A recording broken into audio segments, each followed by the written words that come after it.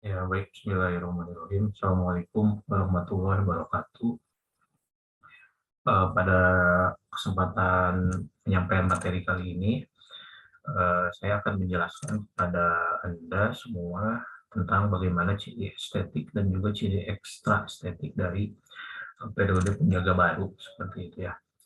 Jadi, setelah sebelumnya kita sudah masuk pada pembahasan tentang bagaimana sejarahnya periode penjangka baru ini dengan angkatannya itu berdiri. Lalu pada kesempatan kali ini kita akan membahas kira-kira seperti apa ciri-ciri secara estetik dan juga secara ekstra estetik dari periode Pujangga Baru yang dilihat berdasarkan nantinya karya-karya yang tercipta dalam periode Pujangga Baru ini. Baiklah, untuk yang pembahasan pertama kita akan membahas bagaimana ciri-ciri struktur estetik di dalam genre puisi di periode Pujangga Baru. Nah, perlu Anda ketahui bahwa di periode ini secara genre sudah ada dua genre gitu kan ya. Jadi ada genre puisi dan juga nantinya ada genre prosa ya. Puisi-puisinya itu seperti yang sudah dijelaskan pada materi sebelumnya, yaitu berkaitan dengan puisi-puisi baru gitu ya. Lalu kalau prosanya itu sudah lebih berkembang, tidak hanya nantinya roman sebagaimana yang sering muncul di dalam periode balai pustaka, namun di dalam periode Pujangga Baru ini itu nantinya akan ada eh, jenis prosa yang baru yang diwujudkan dalam bentuk nantinya sebuah dalam sebuah novel. Nah, ciri-ciri yang pertama yang perlu kita bahas adalah puisi. Yang pertama adalah kita akan berbicara nantinya tentang ciri-ciri tentang puisi baru yang sudah meninggalkan ciri-ciri yang sebelumnya. Jadi kalau kita mengenal dalam tradisi sastra Indonesia itu nanti akan ada dibagi ke dalam dua bagian, ada puisi lama, ada puisi baru. Nah, puisi baru inilah yang kemudian ditunjukkan di periode Pujangga Baru ini untuk menunjukkan bahwa bukan puisi lama berupa pantun atau syair dan sejenisnya yang selalu kita artikan sebagai terikat kepada pola-pola, terikat pada aturan-aturan, namun terdapat jenis yang baru seperti misalkan soneta, balada, dan yang lain-lain. Nah, soneta dan balada itu sebetulnya bukan bagian dari puisi baru kalau merujuk nantinya kepada bagaimana perkembangannya itu di Barat atau di Eropa seperti itu. Hanya saja sampai ke tanah Hindia yang tepatnya itu dikembangkan oleh Pujangga Baru itu sebagai sebuah bentuk hal yang baru dalam konteks penulisan puisi seperti itu. Nah, yang paling penting juga adalah bagaimana pemilihan diksi itu diwarnai dengan kata-kata yang indah, gitu kan ya. Nah, bahasa kiasan utamanya yaitu adalah perbandingan, jadi banyak menggunakan nantinya majas-majas perbandingan seperti itu. Nah, poin yang kedua ini itu nanti akan berkaitan nantinya dengan poin yang keempat bahwa pilihan diksi yang diwarnai dengan kata-kata yang indah, banyak menggunakan nantinya bahasa kiasannya itu majasnya itu menggunakan majas perbandingan. Nah, itu semata-mata nantinya untuk mewujudkan atau masih dalam suasana atau masih dalam mengembangkan sebuah gaya ekspresi aliran romantik yang tampak dalam gaya pengucapan perasaan, pelukisan alam, dan lain-lain. Jadi secara mazhab atau secara aliran bahwa puisi-puisi yang ada dalam periode Pujangga Baru ini, begitupun nanti prosanya, itu pun nantinya masih mengembangkan sebuah gaya yang memang menjadi ciri dari aliran romantik atau aliran romantisisme seperti itu. Nah, sementara di kalau kita melihat kepada stylenya, gaya penulisan sajaknya itu nantinya selalu diafan atau polos ya. Juga nantinya kita akan melihat juga bahwa kata-katanya itu selebral, hampir tidak digunakan kata-kata yang ambigu seperti simbolik dan juga metafora implisit. Nah, jadi eh, gaya penulisannya itu terutama dalam pemilihan diksinya itu nantinya banyak menggunakan kata-kata yang memang kalau kita maknai secara semantik itu bermakna denotatif ketimbang yang konotatif gitu kan ya. Jadi seperti kata-kata ordinary language, bahasa sehari-hari itu kan yang banyak digunakan sehingga nantinya ketika dalam pembacaan puisinya itu atau dalam konteks memaknai puisinya itu pembaca tidak dipusingkan dengan arti secara makna konotatif dari kata-kata yang muncul atau dari diksi-diksi yang muncul. Nah, tentunya ini juga akan berkaitan dengan sejarahnya ya. Kalau Anda simak di penjelasan yang di pembahasan sebelumnya dalam konteks sejarah periode Penjaga Baru bahwa ya tujuan Pujangga Baru itu adalah untuk nantinya menyebarluaskan apa yang kita sebut sebagai bahasa Indonesia ya tentunya dengan nantinya memperbanyak kosakata sehingga nantinya menjadi entry kata untuk menunjang bahasa persatuan tersebut yaitu bahasa Indonesia. Nah, lalu poin yang keenam yang paling penting sebagai unsur estetik ya di dalam konteks penulisan puisi di dalam periode Pujangga Baru ini adalah rima. Ya, jadi pengulangan bunyi itu atau rima merupakan salah satu sarana kepuitisan utama. Nah, jadi memang dari pemilihan diksi ya dilihat dari gaya yang memang menunjukkan atau menjadikan ciri-ciri aliran romantik itu memang rima selalu dijadikan sebagai aspek estetik gitu kan untuk nantinya memperoleh bentuk keindahan tersebut seperti itu.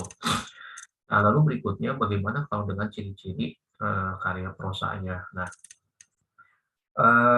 untuk karya prosa di dalam periode Pujangga Baru ini seperti yang sudah saya jelaskan bahwa di bagian awal tadi bahwa memang sebetulnya tidak ada hal yang baru, cuman nantinya ada beberapa pengembangan dari apa yang sudah pernah dilakukan oleh Balai Pustaka ya.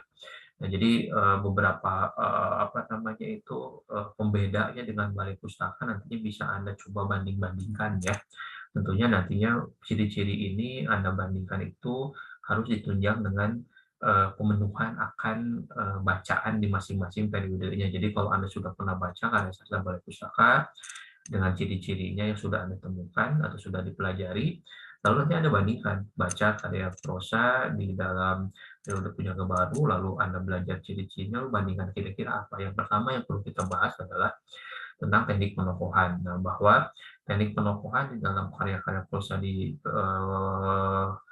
periode Pujangga Baru ini sudah mulai menggunakan watak bulat. Nah, perwatakan tidak dengan analisis langsung, deskripsi fisik sedikit. Nah, ini yang bisa kita bandingkan dengan Balai Pustaka. Jadi kalau Anda masih ingat bahwa ciri-ciri di Balai Pustaka itu nantinya teknik penokohan itu datar. Ya, kalau jahat jahat sepanjang cerita, kalau baik baik sepanjang cerita. Nah, sementara kalau di dalam karya prosa di periode Pujangga Baru ini teknik penokohannya itu sudah menggunakan watak bulat. Nah, watak bulat itu kan nantinya bisa diartikan secara sederhananya itu jadi kalau yang jahat itu punya kesempatan untuk baik atau bisa berubah atau dari yang baik menjadi jahat walaupun lazimnya itu selalu kita temukan nantinya itu dari yang jahat menjadi baik biar pesan dari ceritanya itu tersampaikan. Nah, itu yang dimaksud dengan nantinya teknik penokohan dengan menggunakan watak yang bulat bukan datar. Lalu ada sisi fisik sedikit yang berbeda dengan apa yang ditampilkan di ciri-ciri periode Balai Pustaka. Kalau di Balai Pustaka itu deskripsi fisik menjadi sangat estetik, jadi banyak digunakan tentang deskripsi fisik, sementara kalau di dalam Pujangga Baru itu nantinya deskripsi fisik itu sedikit. Lalu poin yang kedua yang bisa kita perbandingkan ya sebagai ciri periode periode Pujangga Baru dengan Balai Pustaka. Anda tentunya masih ingat kalau di Balai Pustaka itu ciri-cirinya itu adalah yang banyak menggunakan digresi. Digresi itu apa? Sisipan cerita.